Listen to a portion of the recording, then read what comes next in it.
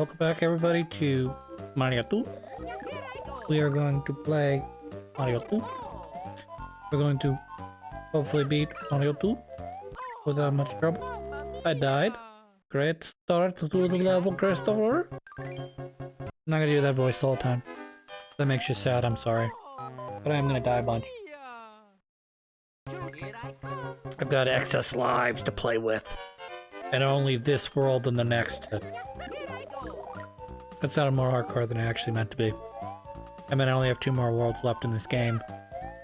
And, yeah. I plan to, yeah. Get through them quickly, hopefully. Boop bop boop bop boop it up a doop it up boop bop boop it up. I need to put it right there on. Nope, that's death. That is no good. Also, I like how many Mario 1, 2, okay, we're in 2 obviously. How many Mario 1 or 3 enemies are in this game? Is it just this one right here? Is it literally just this one? In Mario 3? And Mario 2? No, well, I mean, you have the Koopa Shell, but I don't know if the Koopa Shell is original to 2 or not, or they added it. This shell thing. I'm not sure if this is original to the original Super Mario 2 or not. But the snake isn't in the first game. It's not in the third game. Are there... I don't think there are Shy Guys in 3. So they don't have to worry about, you know, Shy Guys appearing in 3. Nifits don't appear again until World. And they're not even really an enemy so much as they're hidden. Are they an enemy? I feel like they're hidden. I know, okay, so let's make a long story short. If you go the back door to Koopa's area, all you have to do to get to the final boss, Bowser, in that stage is, if you go through the back door, the only enemy you run into is I believe, 1 wind-up Koopa and 1 Ninja. And I'm not sure there are ninjas in anywhere else in the game other than that one spot. It's kind of weird. So they might be Bowser's final castle, so I'm not 100% sure.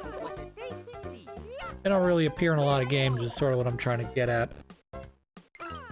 And, what else? The snake guys aren't in, the birds, I mean, the bombs are, but I don't know. I don't know what to say about the bombs. They're like... they're in their own category, kinda. I mean, there are no bullet bills in this game.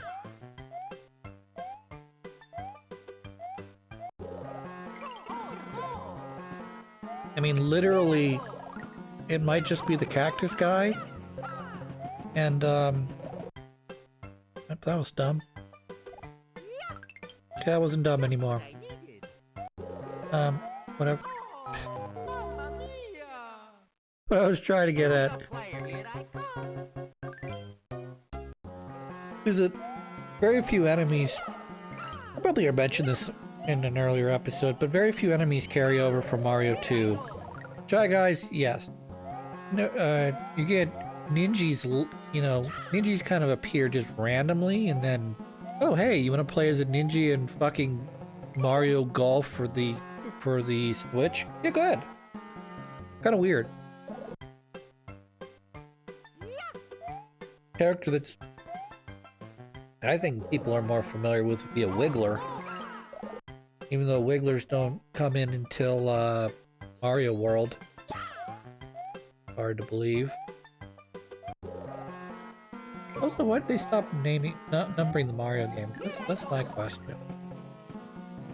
Is it because they wanted to call Mario 64 Mario 64? Or was that a clever joke as well? Because technically speaking, Yoshi's Island is supposed to be Super Mario Brothers, or supposed to be, yes, Super Mario Brothers 5. So it's supposed to be like this cute, like, okay, it's supposed to be 6, but it's not 6. Actually, Super Mario Super Duper.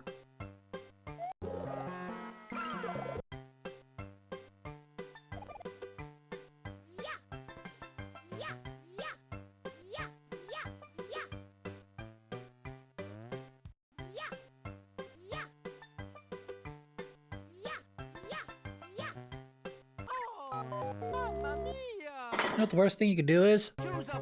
When you expect him to fall on your head is to stoop down and wait for it to happen. Pretty terrible.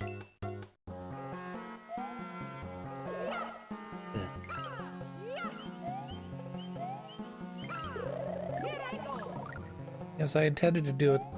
I intended to do that on purpose. That part, not so much. That was more like a stupid blunder.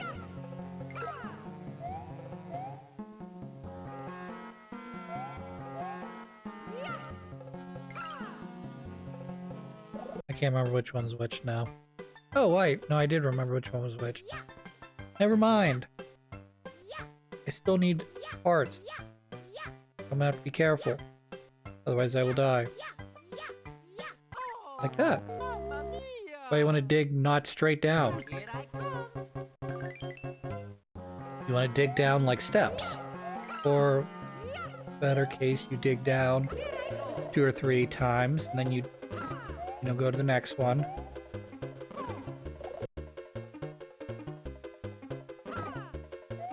Yeah, it's gonna wear off.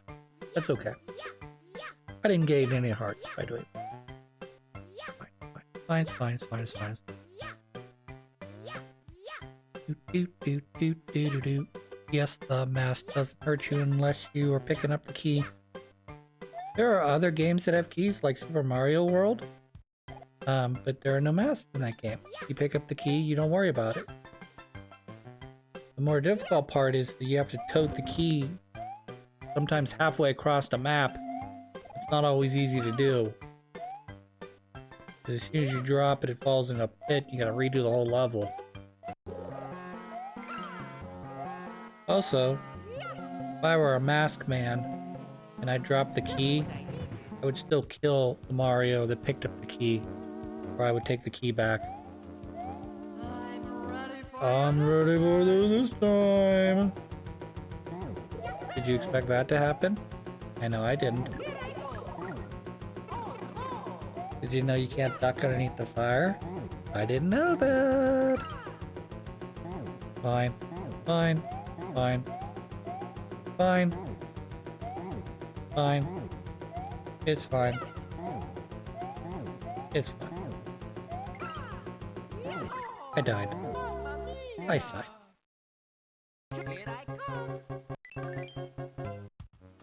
My name's Mario, and I like to play with my Cheerios.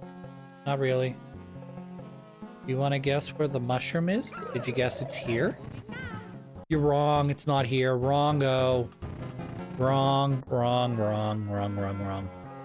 Did you think that it was with the other vases in the back? You guessed that. You're somewhat right. Where? Here? Like here vases? No, not here vases. What do we know about the vase? I feel like I'm in the episode of Steve. I'm like the main character of Blue's Clues right now. What do we know? What have we learned from Blue's Clues so far? So far, we've learned that all of the vases, or whatever you want to call them, are the same size, and some of them have stoppers on top of them that look like mushroom. So where would, if you were to put something in negative space, where would you put it? Would you put it on the tallest one? I think you put it on the tallest one. That's where I would put it. Either that, I'd put it right here where Mario's standing. At least give the player a hint of where it's to be, even though you don't know without looking.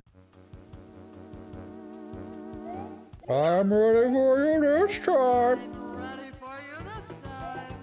I'm also ready for you, Batman. Can you match Erdo Blaine?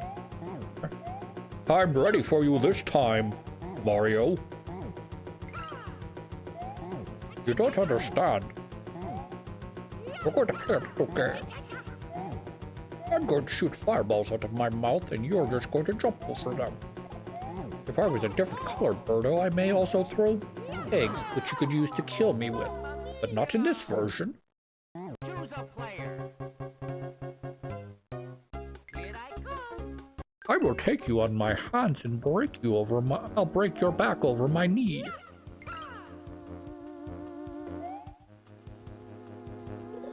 They did a, I know that's like, they talk about like really poignant points in the comic book runs, and you know, the sort of stuff that at least in the last 30 or so years have been like, okay, we have to talk about this. Like, for instance, when Doomsday came and allegedly killed Superman. That would be one of those things that is more or less now in, I wouldn't say in every Superman, but it is very canon that at some point in most tellings of Superman that eventually you're going to run into Doomsday and Superman's going to be dead for a bit. Even though he's not really dead, he's just sort of healing over a very long period of time.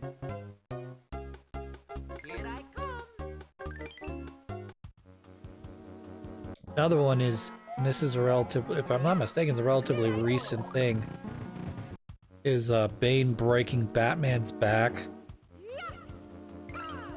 Which very serious. Let me say that, because you break the back or damage the spinal cord in such a way you're either a paraplegic or a quadriplegic. Yeah, I'm getting myself ready for the fight, as you can see.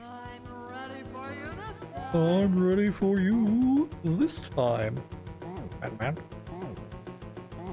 Oh, what else? I don't know. There are not very many like storylines that are like absolutely key to a modern telling of a superhero story, other than, you know, typically, well, that's also, by the way, that's like a speedrun strategy right there, where you have two of these blocks, you put them right on top of each other. As you throw the first, you pick up the second. You sort of do it like a, I don't know what you want to call it, like tumbling one block over top of the next. And you basically stun lock the Birdo into not firing again.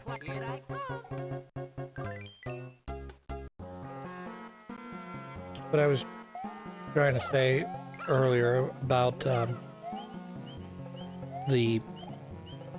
are very few things that are like, oh, you have to make that canon. Like, one of the things about Batman is the Joker's origin story always has to be sort of confusing.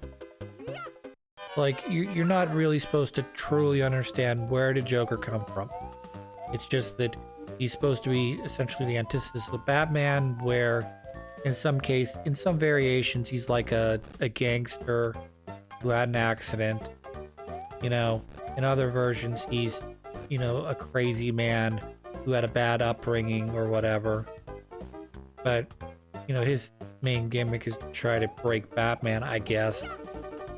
And Batman's main gimmick is to try to reform Joker. Which, that generally does not happen, because, I don't know. Trying to push him, I guess, to the end. Anyways, I think there are very few other, like, really notable not Superman, Batman villains that have like a, okay, this storyline we have to incorporate in everything. The Bane thing I said is a good example of that. I've seen that in multiple iterations where, you know, you have different takes on, well, how do we do this? And one of the ones that I watched was a cartoon adaptation of that, where, I don't remember if this is actually how they solved the problem or not, because I don't read comic books, unfortunately. But basically they had Superman pose as Batman for a while, and he's like, I can't believe you're back, Batman. Well, I'll just have to break you again. Except this time he's Superman, and Superman like fucking crushes the shit out of him, because despite how big and strong you may be, or how much steroids or whatever you put in your body, the Bane serum if you will, you will not reach Superman strength, sorry to say. I don't know. There's certain characters I feel like were maybe a little bit more interesting back in the day and have sort of fallen off. I always liked Penguin. I know Penguin's sort of like your atypical, like, mobster gangster type guy he's got money. In a lot of cases, he's portrayed as being, you know, one of those people that come from old money, but his father or he or whoever wasted their inheritance, and now they're, instead of making money through a legitimate manner, they do it through crime. So I don't know enough about Penguin's backstory either to sort of make that point, or that draw that comparison, I guess I should say. Poison Ivy, I don't know. I mean, in terms of characters I'd never heard before prior to me watching the Batman animated show that was on in the 90s, early 90s. Poison Ivy was one of them. Poison Ivy went from, at least in the Batman 92 series, or however they call it, Batman the animated series. Poison Ivy, she starts out as a lady who's like really, really obsessed with plants. She is in most instances, but in later versions, when they rewrote Poison Ivy's character, they basically made her like a supervillain. Like, not just like, I'm super for plants to the point that I'll sacrifice all living things to make sure that plants aren't, you know, hurt or endangered. But to the point that, like, her kiss is poisonous. But it doesn't poison her, obviously, even though it's on her lips. And, you know, obviously build up immunities, blah, blah, blah. I don't know. I don't know what the canon explanation is for that. But, like, I remember playing the Arkham games being like, why does Poison Ivy have plant powers? Like, she's got plant powers like, you know, like Electro has electric powers in Spider-Man. It's just what he has. Or, you know, Dr. Octopus, he's got those 2 extra arms that are sort of sewn into his vertebrae column through sort of an accident. But in the same regard as it being an accident, it's like the main thing, in addition to him being super smart, that like makes him interesting, is like he's not just a man he's got those extra arms. That's his thing. And they can extend, and they can reach out and grab stuff and carry Dr. Octopus everywhere or whatever. I don't know. I always thought Dr. Octopus was kind of an interesting character. And they've never done, I wouldn't say I'm sure there's a bad version of Dr. Octopus out there somewhere. But every time I've seen, every version of Spider-Man I've ever seen with the Dr. Octopus in it, they've always done just a superb job of it. Not sure if he's supposed to be Spider-Man's primary antagonist or what. I know you've got the goblins, Green Goblin, Hobgoblin, which is another interesting fact everyone knows. That's another, talk about key or core things that are in, like, it has to be in your Spider-Man lore. One, unless you're writing some sort of like what if comic, Uncle Ben has to die. Okay, Uncle Ben has to die because that's the catalyst for Spider-Man. Okay. 2, in addition to Uncle Ben dying, Osborn has to be the Green Goblin. They've tried, you know, trying to subvert expectations and say, well, no, it's actually his son / Peter's best friend who's actually the Green Goblin. No, it's always Norman Osborn. Even when you don't think it is, it is. Okay, I'm sorry.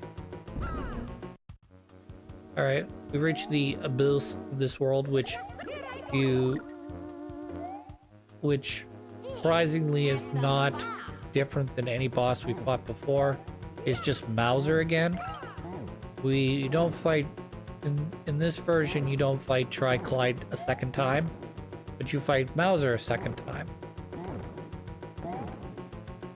I think all the other bosses stay the same, aside from Roboberto, which they inserted in place of a Triclyde, I believe. But I don't know. I'm surprised that the advanced version of this game did not replace him with a different enemy or a different type of challenge here, but I don't know.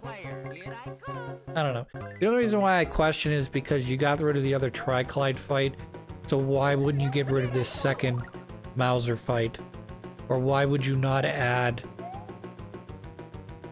I don't know, randomly add another Triclide fight, say at the end of 1-7? I know we're not there yet, but that's sort of my question. I mean, is Mauser that important to Doki Doki Panic? Do you have to include his second fight here? Or is there actually more fights with Mauser than just 2? I don't know. You may have to fight him as like a semi-boss somewhere, I don't know.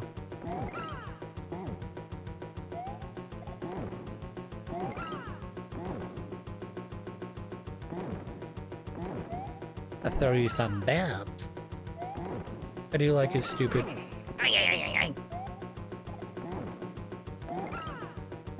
Oh yeah, that's going off. Gotcha, bitch. When I catch the bombs, it takes longer for them to go off than if they hit the ground. It's weird to me.